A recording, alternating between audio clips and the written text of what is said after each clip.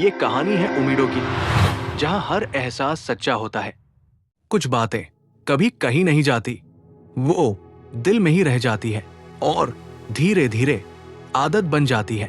वो उसे हर रोज देखता था, कभी रास्ते से, कभी खिड़की से। कहने को बहुत कुछ था, पर उसने चुप्पी चुनी, क्योंकि शब्द कभी कभी सब कुछ बिगाड़ देते हैं। गांव छोटा था, आवाजें बड़ी, लोग समझ लेते थे। वो मुस्कुरा देता। हर एहसास हर जगह सुरक्षित नहीं होता। उसकी हंसी उसकी राहत थी। वो चाहता था वो हंसती रहे, भले ही उस हंसी में उसका नाम कभी ना आए।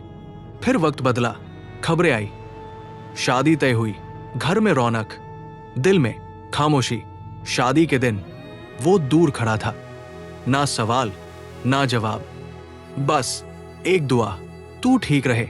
दिन बीतते गए, गांव वही रहा, रास्ते वही, बस कदमों की चाल धीमी हो गई। अब याद आती है, पर चोट नहीं लगती, क्योंकि कुछ यादें हमें संभालना सिखाती है। उसने कहानी किसी से नहीं कही, हर कोई खामोशी समझ नहीं पाता। शाम ढलते ही वो आसमान देखता है, कुछ नाम अब भी साथ चलते हैं। वो अक्सर सोचता है कि अगर उस दिन कुछ शब्द निकल जाते तो शायद कहानी का मोड़ बदल जाता। लेकिन फिर समझ आता है कि हर मोड़ बदलना जरूरी नहीं होता।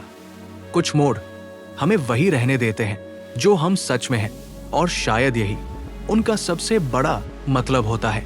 गांव की शामें आज भी वैसी ही है, हवा में वही ठंडक, रास्तों पर वही सन्नाटा।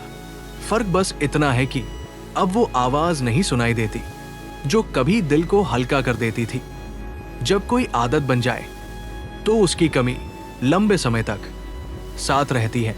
उसने शिकायत नहीं की, क्योंकि हर दर्द शोर नहीं चाहता। कुछ बातें बस भीतर सुलझती है, और जो इंसान अपने भीतर को समझ लेता है, वो जिंदगी को थोड़ा आसान बना लेता है।